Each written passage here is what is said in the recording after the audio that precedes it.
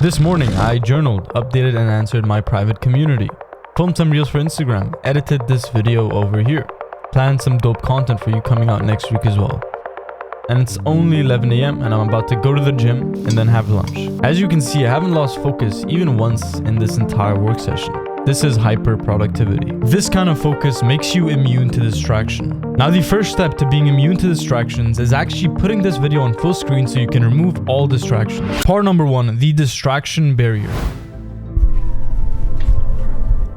And I also help people on an in-depth one-on-one basis, and I'll tell you more about that at the end of the video. Part number 1, the distraction barrier. So focus and distractions cannot coexist. What this means essentially is that you either have one or the other. You can never have both simultaneously. Now, the goal here to build the kind of focus that makes you immune to distraction is to actually identify the exact entry point where your focus starts to break. You see, there's always a point in your deep work sessions where you get distracted. The one point where your attention starts to flip, whether that be a notification that you hear on your phone, or an email you forgot to send that you just got the thought of, or it could be an errand that you forgot to run. Any one of these open mental loops, they just come and sneak up on you while you are working. So it's not just about finding what distracts you. That is great, but another level of this is to find the exact moment you lose control. So number 1, create a distraction and focus audit. So what this looks like is taking out a notebook just like this, and I want you to audit your next 4 deep work sessions and write down every single time and every single moment you got distracted. Write down how many times you lost focus, and also write down the things that cause you to get distracted. Whether that's your phone, whether that's, a family member, whether that's a friend, whether that is just an email that you receive. Whatever distracts you, how often and when. Write all of these things down so you can get a better, more fundamental understanding of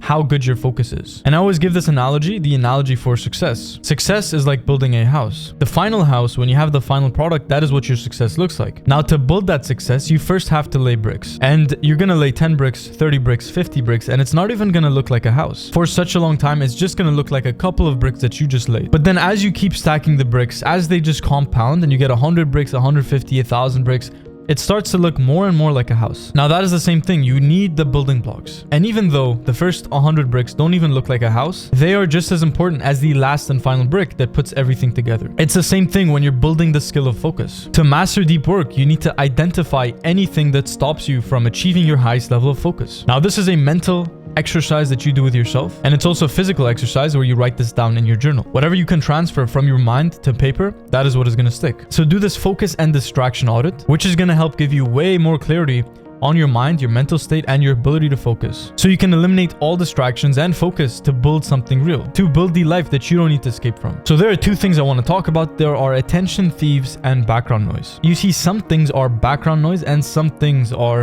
attention thieves. Now, attention thieves actually pull you away from focus. They actively pull you out of your work. Now, we often focus too much on the background noise instead of focusing on what actually pulls you away from the focus. Let me give you an example of an attention thief. An attention thief is your phone. It actively pulls you away from the work that you're doing, unless you set boundaries, unless you put it far enough away from you to the point where there's way more friction to go and open your phone than there is friction to do the work in front of you. And that is where environment engineering comes in. Your environment creates the success that you want. If you have an environment that is working against you, that is made to almost distract you, like you have your phone here, you have so much clutter on your desk, you have desktop notifications enabled for almost every single app, you have a noisy environment. These are the things that pull you away from the focus that is required to build success. So build a rule where no input is allowed before output begins. This is called the input-output rule. Now, there is creation and there is consumption. A lot of us are going to have a mix of both. Some people are only consumers, some people only create, but most people actually fall right in the middle where they create and consume. Now, me personally, I create, which means I make these videos, I write, I plan, I post content, I help my clients one-on-one reach their desired outcome by building discipline and identity, but I also consume, meaning I watch videos on YouTube, I do watch some movies sometimes, and I do consume to some level and extent. Now, the difference here is in how you balance input and output, how you balance creation and consumption. Consumption by itself is not bad, it is only bad when it is used in the wrong way. Now, the right application for consumption is watching videos, using consuming to help you create even better. Let's say you make music. Now, a good way to fuel your creation is actually to consume. It is to get inspired by other music, by other artists. Now, when I'm making these videos, I actually watch other videos that I want to get inspiration from, that I want to get ideas from. When it comes talking about identity, talking about discipline, and I hear another creator who talks about those same things in a way that I like, I get inspired from that, and that consumption actually helps me create even better. Now that is where you reach the perfect balance. You create and you actually consume to help yourself create even better. That is where everything changes, where your input fuels your output. Now the rule where input and output becomes perfectly balanced goes like this. You want to block all of your inputs until you've outputted something high quality, which means that you're not allowed to open and scroll your phone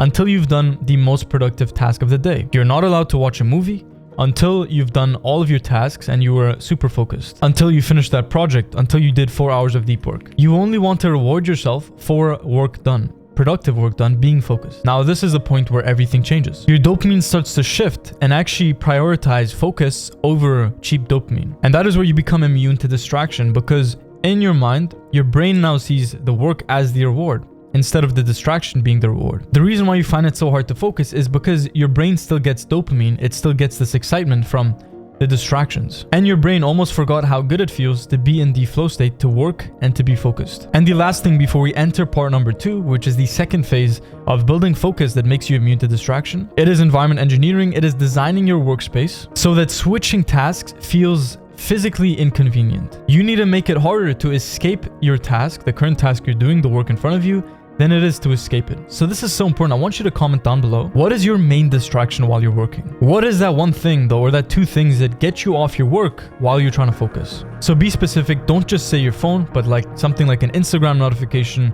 a WhatsApp message, an email. Every single time there is also something that distracts you and pulls you out of focus. Now ask yourself, what is that one thing, and comment down below. Part number 2, the execution engine. Now most people think they're not where they want to be because of lack of circumstance, because of luck, or because of talent, or because they're just unlucky. But the truth is, your level of success never exceeds your level of discipline. Meaning that if you're not where you want to be right now, if you're not making the money you want to be making, if you don't have the physique that you want to have, if you're not living the life you want to live, you don't have the freedom that you want to have, it is just because of discipline. Now, if you use these methods on top of building discipline and rewiring your identity, you will become unstoppable. What you need is not another business strategy or another business model. You just need the correct and aligned identity and the discipline and the mindset. And that's where discipline comes in. Start work before motivation forms. You just need to start moving. It is like the law that goes, any object that is in motion will continue in motion. I know that's not the exact phrase, but it's close enough. It is easier for an object that is in motion to remain and continue in that same motion. Energy is something that just has this momentum and has this cycle. You probably had phases in your life where you're disciplined,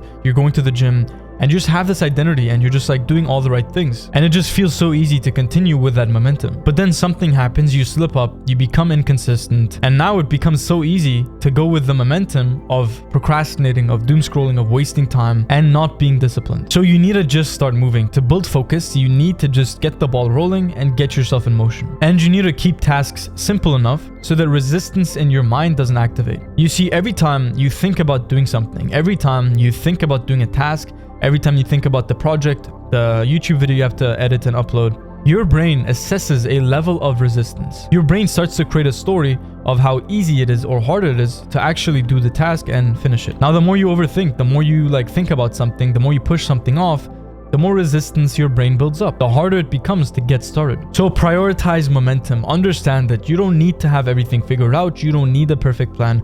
You just need to start, and then everything else will figure itself out. And this is true especially for the first 15 minutes of an activity, of a task. You just need that 15 minutes of no distraction so you can tap into the flow state. So whenever you're in doubt, whenever you feel confused about the work that you're doing, whenever you just feel resistance, you need to keep moving and don't slow down. Don't take time to think about it. Don't take time to entertain the thought of maybe your brain is telling you, we should be doing something else. We should be somewhere else. We shouldn't be doing this. Maybe this is not gonna yield the result. Maybe this is not even the path I want to take. Your brain is gonna come up with all sorts of excuses to get you away from the focus. But take the action now, just work now, and think about it later. Now, most of you watching actually aren't subscribed. So if you enjoy these videos and you want to be part of the top 1%, you want to build the discipline, rewire your identity so you can get to your goals in the most effective way possible, then subscribe to the channel and let's go to part number 3. The cognitive lock and loop. Think about a game of chess. People who are very good at chess, they don't have to think about their openings. In their mind, they have a clear understanding and they have pre-decided responses to the next person's moves, because there is something called decision fatigue. So you need to know your next moves. And the way I do that is every single night, I plan tomorrow today. I plan the next day the night before. I just keep it simple. I write down tomorrow, and I just write down a simple list of the 4 to 5 things I have to do tomorrow for it to be a successful day. Now, my objective is simple. Instead of thinking about productivity, about all the things I could do, I now have a clear and tangible outcome of 4 to 5 tasks that I have to do to achieve my goal. This is an example of a system that helps you focus, that helps you be so clear on what you have to do that you can't even procrastinate. So you need to rewire your identity and start seeing yourself as a different person. You're always going to take actions that aligns with your concept of self. Your concept of self is the way you see yourself. When you close your eyes and you envision, I am this person, what are the associations you make with that person? When I close my eyes and picture myself, I see a disciplined, productive, focused version. A person who sticks to their goals, a person who does the things they have to do, a person who prioritizes mindset and discipline over pleasure and distractions. Now, this self-image that I have is going to reflect in my actions. A lot of people who procrastinate, they try to stop procrastinating, they try to implement all these strategies, but deep down they still have this subconscious image of themselves as being a person who procrastinates. And until they change that subconscious image, the action will always remain the same. So that is exactly what is going to get you to the next step. Now, when it comes to identity architecture, which is one of the main things we focus on to build the discipline, to build your dream life, in a nutshell, it goes like this. I want you to close your eyes and imagine the most successful version of yourself. The version of yourself who has all the money, all the accomplishments, all the discipline, who is perfect in every single way that you imagine. Everything you desire, this version of yourself has. Now, this version of yourself, because they have everything you desire, they are going to naturally feel different emotions. Now, you need to picture and capture this version of yourself and write down what are the 3 emotions that this version of yourself feels. How does their self-talk look? Is it positive? Is it negative? Is it constructive? What are the beliefs that they have? And it is about taking everything about that person, that version of yourself, and embodying it right now. So identify the top 3 emotions that the most successful version of you would feel on a day-to-day basis, and start to program those very emotions into your subconscious mind. And day by day, you will find yourself more productive, more efficient, and more disciplined. And as a result, you will make more money, you will have more freedom, you will live a more successful and disciplined life. Now, there's a quote that goes, I fear the man who practiced one kick 10,000 times more than the man who practiced 10,000 different kicks one time. This is a quote from Bruce Lee. So create a distraction and focus audit, identify every single thing that distracts you, note down how long into your deep work sessions were you actually distracted, and write down exactly how you're going to eliminate those distractions, re-engineer your environment so that you can build the focus that makes you immune to distraction. Identify the version of yourself that does not procrastinate, that does not waste their time or get distracted, and identify the 3 emotions that that version of you feels. Write them down, feel them, visualize them. Always plan tomorrow today. You always need to work with guidance, a mentor, and a system, because that is going to eliminate decision fatigue so you can focus on what actually matters. Make the good habits and the focus you want to build as easy as possible to follow, and make the distractions and the bad habits as hard as possible to do. Now, as I said before, I have a little something for you to rebuild your discipline and identity. If you are trying to reach that next level in terms of focus, success, goals, mastery, identity architecture, now click on the link in the description below where everything is explained. And remember, your level of success never exceeds your level of discipline. Take care, and you got this.